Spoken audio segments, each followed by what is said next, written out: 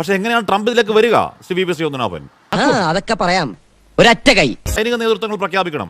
അതല്ലാതെ ആദ്യം ഒരു മൂന്നാമതൊരാൾ ഒന്ന് പ്രഖ്യാപിക്കുന്ന സാഹചര്യം ഉണ്ടാവുന്നത് എങ്ങനെയാണ്? നിന്റെ കരുനാക്കം വെച്ചോണ്ട് ചുമ്മാരുന്നേ. അയാൾ എന്തുകൊണ്ട് പറയുന്നു നമ്മളല്ലേ ഉത്തരം പറയേണ്ടത്? അത് കുഴപ്പമൊന്നുമില്ല. അമ്മാവനത് പുത്തിരിയൊന്നുമല്ല. ഇതിന്റെ ക്രെഡിറ്റ് അനാവശ്യമായി ഏറ്റെടുത്തുകൊണ്ട് ആളാവാൻ നോക്കരുത്. എന്തുവാണ് ഇത്? എന്തോ കാര്യമായിട്ട് പറഞ്ഞുണ്ട്. ട്രംപ് പറയുകയാണ്, after a long night of talks mediated by the United States I am pleased to announce എന്ന് പറയാണ്. ഞാൻ പ്രഖ്യാപിക്കുകയാണ്. എനിക്ക് ഭ്രാന്തോ എപ്പോ? അതിനാണ് അയാൾ പറയേണ്ട കാര്യം എന്താണ്? അത് നമ്മൾ പറയേണ്ട കാര്യമാണ്.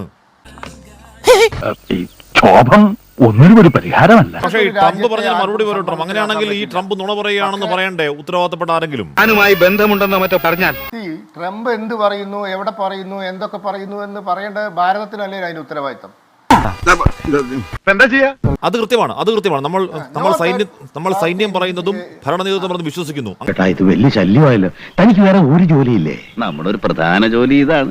ഭാരതത്തിന്റെ ഉത്തരവാദിത്തം എന്താണ്? ഭാരതത്തിന് വിദേശകാര്യ വകുപ്പ് അപ്പോൾ തന്നെ പറഞ്ഞു ഒരു മൂന്നാം കക്ഷി ഇടപെടലും ഇല്ല. അങ്ങനെ പറഞ്ഞ എങ്ങനെ ശരിയാവുക? അതിന്റെ പിന്നിൽ അന്താരാഷ്ട്ര സമ്മർദ്ദം ഉണ്ടാവും. അത്തരത്തിലുള്ള സമ്മർദ്ദം അവരുടെ മേലിൽ ആരൊക്കെയാ ചെലുത്തിയെന്ന് നമുക്കറിയില്ല. ഇതിന്റെ ക്രെഡിറ്റ് അനാവശ്യമായി ഏറ്റെടുത്തോണ്ട് ഇല്ലാത്ത മീഡിയേഷൻ പറഞ്ഞ് വ്യാജം പറയുന്നത് ട്രംപേ എന്നൊരു വാർത്താക്കുറിപ്പ് ഇറക്കണം. ഒരു 3 വരി. താനൊരു മണ്ടനാന്ന് സർവരും പറഞ്ഞിട്ടും ഞാനത് ചെവിക്കൊണ്ടില്ല. അങ്ങനെയാണെങ്കിൽ നമ്മൾ ഏറ്റവും ചുരുങ്ങിയ പക്ഷം ഒരു 3 വരി വാർത്താക്കുറിപ്പ് ഇറക്കണം. ഞാൻ പ്രഖ്യാപിക്കുകയാണ്, ഇന്ത്യയും പാകിസ്ഥാനും, എന്നിട്ട് ഈ 2 രാജ്യങ്ങൾ നന്ദി, ഈ 2 രാജ്യങ്ങളും ഗംഭീര രാജ്യങ്ങളാണ്.